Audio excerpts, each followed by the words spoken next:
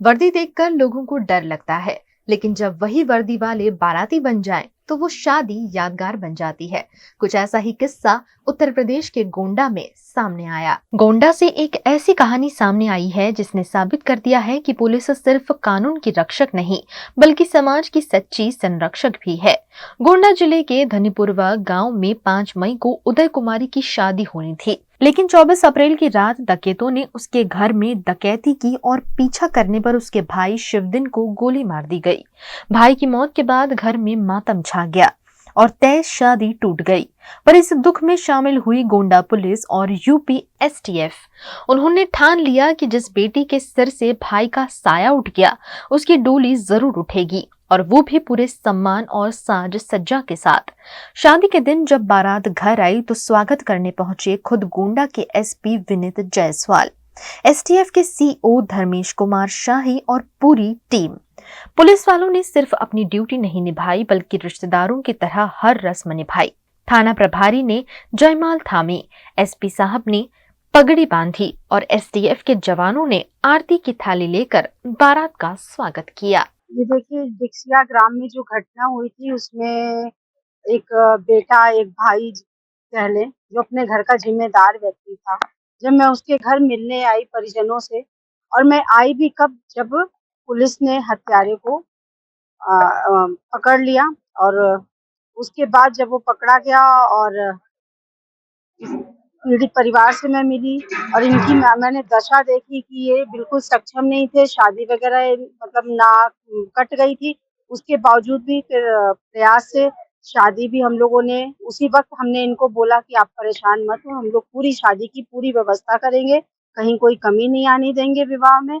और हम लोगों ने मिलके इनकी बेटी के लिए सबने प्रयास किया और शादी को पूरे ढंग से दान दहेज के साथ तय किया और बहुत अच्छे ढंग से किया गया, जिसमें परिवार भी खुश है, बेटी भी खुश है।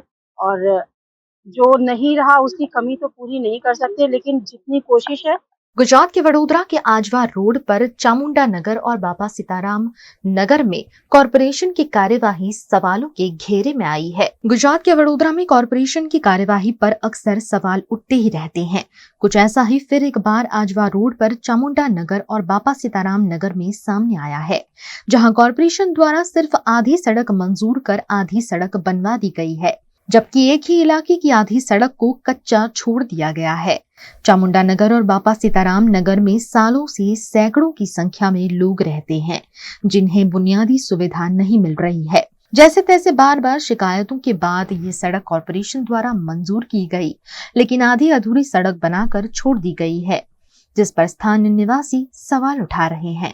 ये आजवा रोड पे आया हुआ चामुंडा नगर 2 विस्तार है, उसके बगल में बिल्कुल साथ में बाबा सीताराम नगर भी है। उन दोनों के बीच में से एक रास्ता गुजरता है जो बहुत सालों से कच्चा है, जिसको पक्का करने के लिए अभी कुछ कॉरपोरेशन के लोग आए हैं और थोड़ा काम भी आगे आप देख सकते हो चल रहा है। तो वो विस्तार पूरा है, पूरे विस्तार में काम नहीं हो रहा है, लेकिन आधे विस्तार में काम हो रहा है। मैं ये बोलना चाहता हूँ कि भाई विस्तार में काम हो रहा है वो बहुत अच्छी बात है, लेकिन थोड़ा क्यों हो रहा है? होना हो काम तो पूरा होना चाहिए। और ये जो रोड की मांग है वो हमने शायद करीबन आज से 2019 या 20 के आसपास यहाँ के जो कॉर्पोरेटर साहब हैं उनको बोला गया था, कहा गया था, आवेदन पत्र अर्जी भी दी गई थी उनके ऑफिस में जाकर, लेकिन उन्होंने आज तक ये विस्तार में काम नहीं किया। क्यों नहीं किया वो मुझे नहीं पता, लेकिन उनको ये काम करना, अभी ये उनकी वजह से काम हो रहा है तो वही कर रहे हैं, तो उनको ये पूरा काम करना चाहिए, क्योंकि इसकी अर्जी तो हमने आज से करीबन 6 या 7 साल पहले दी हुई है। ये जो काम चालू हुआ आज से करीबन 3-4 दिन से काम चालू है, तो वो काम चालू था तो हमने जाके उन काम जो कर रहे हैं उनको पूछा कि भाई ये रोड पूरा आप वहाँ अंदर तक बना रहे हो कि बस यहाँ तक? तो उन्होंने बताया भाई हमें यहाँ तक की परमिशन मिली है तो हम इतना ही बना रहे हैं। तो यहाँ के लोकल जो अच्छे माना जो जागरूक नागरिक है उनमें से कई लोगों ने यहाँ के जो कॉर्पोरेटर साहब है उनको फ़ोन किया और उनसे पूछा कि साहब ये जो रास्ता बन रहा है वो आधा क्यों बन रहा है? हमने भी पहले आपको बताया था, तो आज तक ये हमारा रास्ता क्यों नहीं बनाया।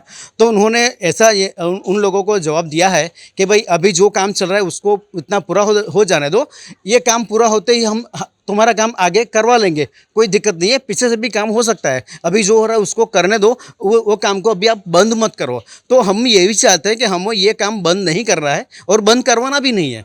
ये तो समझो कि भाई सरकारी कामकाज है, सरकारी कामकाज में दखल अंदाजी करना यानी हमें जेल भुगतनी पड़ती है।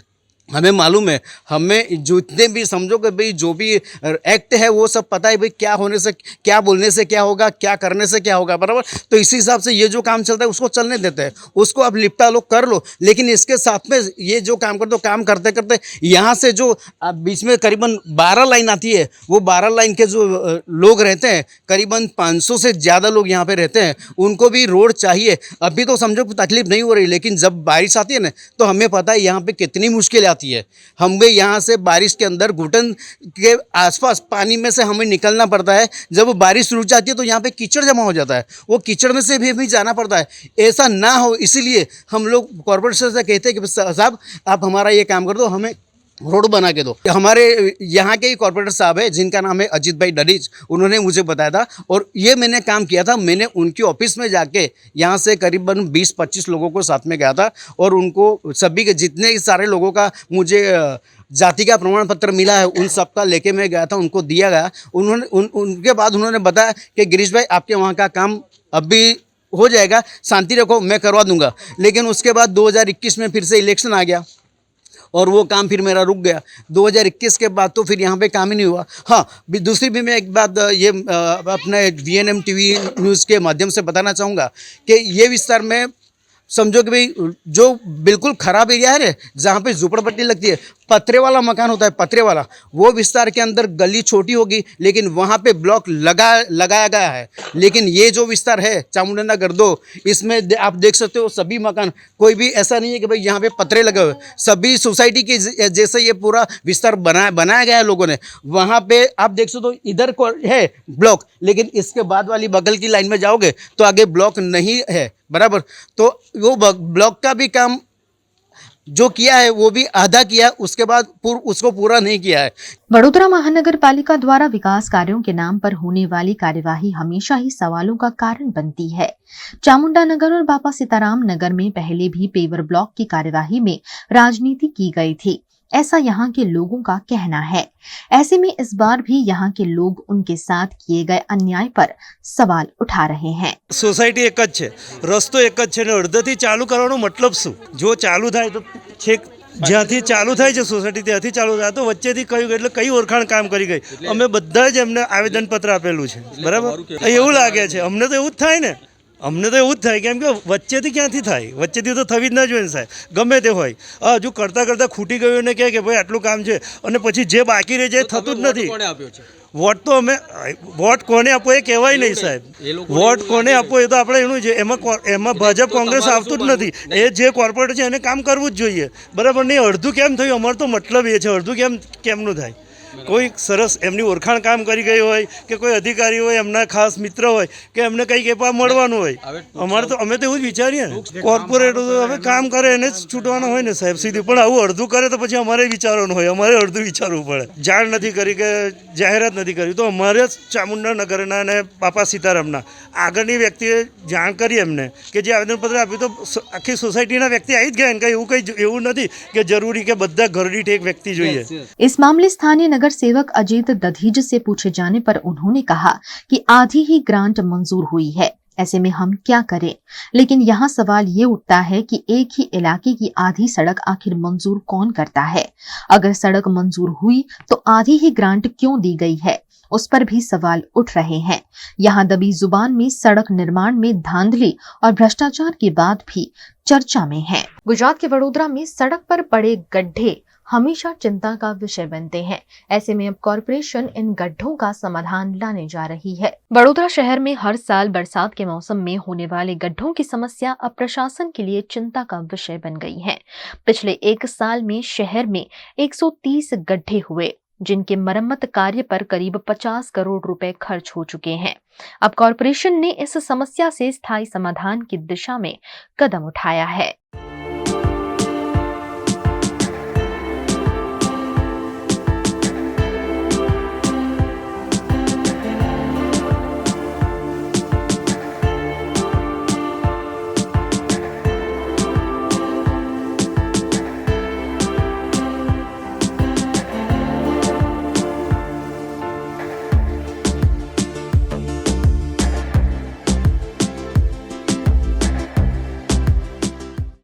भारत ले रहा है इलेक्ट्रिक अंगड़ाई। क्यों ना हम साथ चले, साथ चले, साथ बढ़े, साथ बढ़े, देश मेरे, देश मेरे। देश को ले जाए नई दिशा की ओर। आपका जॉय, भारत का जॉय। વડોદરાના ઘણા વિસ્તારો જેમ કે અકોટા, માંજલપુર, અલકાપુરી, મકરપુરા વગેરે વગેરે વિસ્તારોના લોકો ચિંતામાં છે. આ ચિંતાનું કારણ છે વડોદરાના લોકોમાં વધતી ઈર્ષા. જી હા, અને આ ઈર્ષાનો સ્ત્રોત છે તરસાલી એરિયામાં આવેલ રેઝિડેન્શિયલ પ્રોજેક્ટ દર્શનમ પ્લેસ. ઘણી બધી એમ્યુનિટીઝથી ભરપૂર આ 2 અને 3 BHK પ્રોજેક્ટ બની ગયો છે નવા ઘર શોધવાવાળા લોકો માટે એક અનોખો અવસર.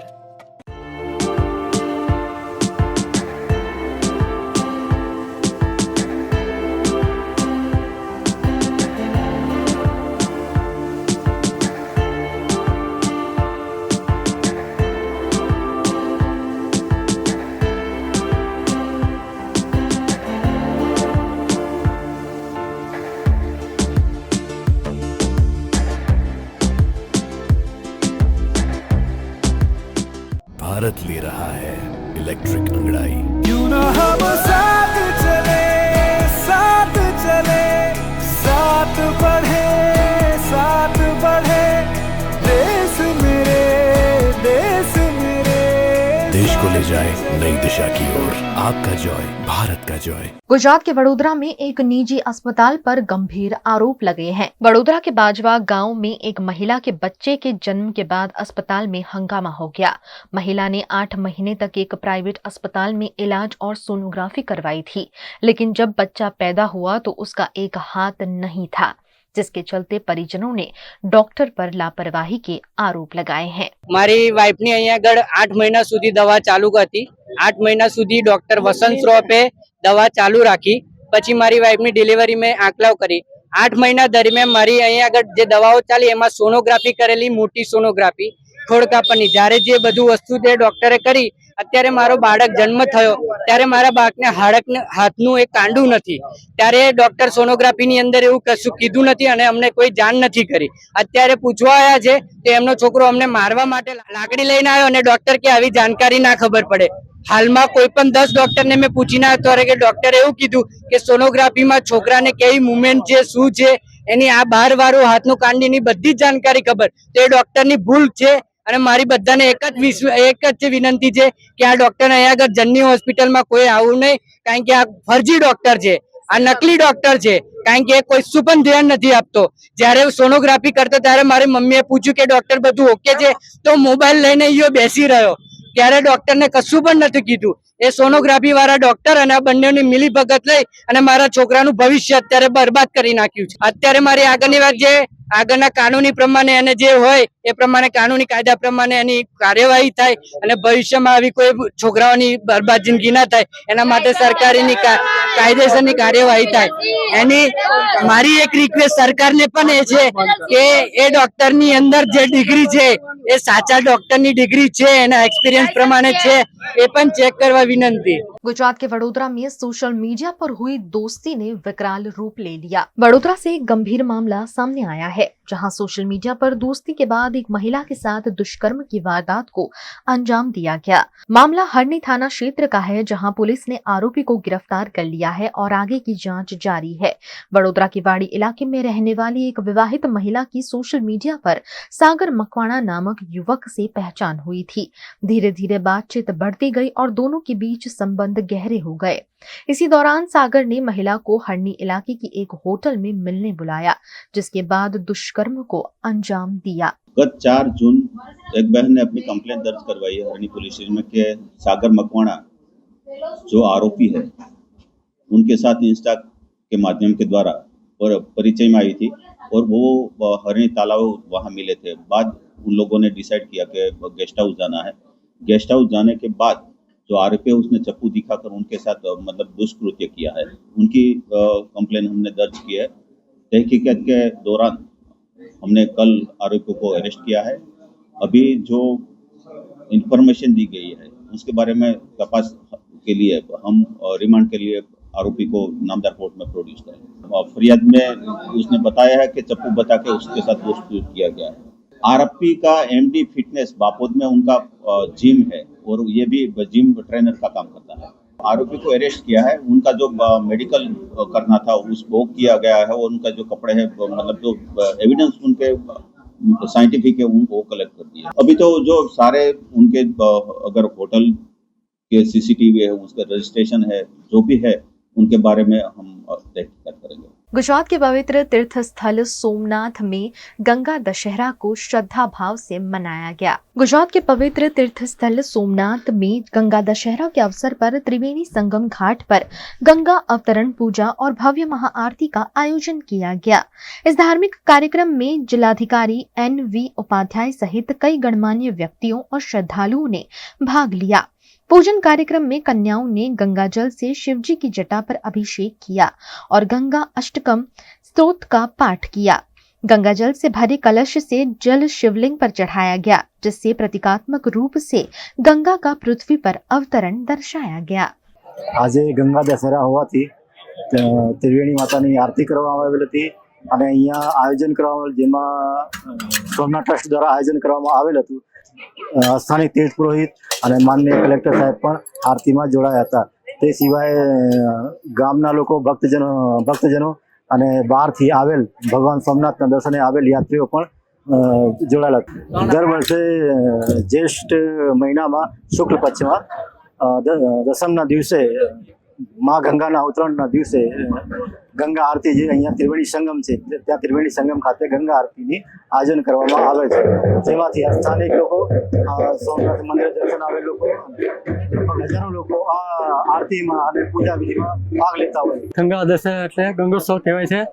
જેઠ મહિનાની એકમથી દસમ સુધી આ વ્રત કરવામાં આવે છે। ભગીરથ રાજાએ અથાગ પ્રયત્નથી ગંગાજીના પૃથ્વી પર લેવા છે, અગાધ પ્રયત્નથી લેવા છે।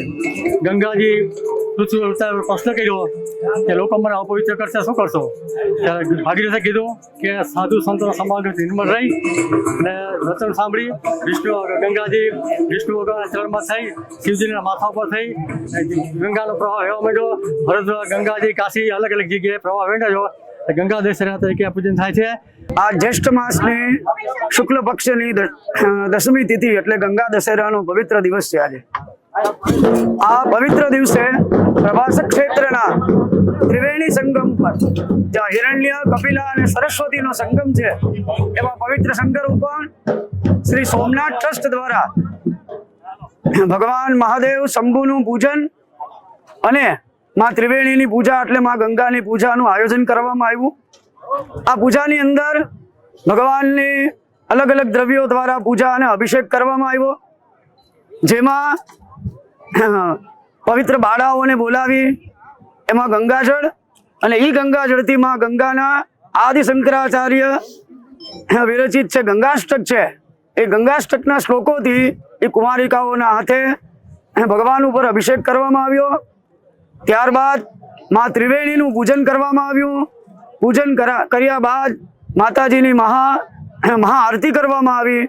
આ પવિત્ર દિવસે ભગવાન સોમનાથ, માં ગંગા અને ત્રિવેણી માતાજીને એવી પ્રાર્થના કરવામાં આવી કે દેશના દરેક લોકોનું હિત થાય, દરેક લોકો સુખી, સંપન્ન અને નિરોગી રહે એવી શ્રી સોમનાથ ટ્રસ્ટ દ્વારા માતાજીને અને ભગવાન સોમનાથને, માં ગંગાને પ્રાર્થના કરવામાં આવી।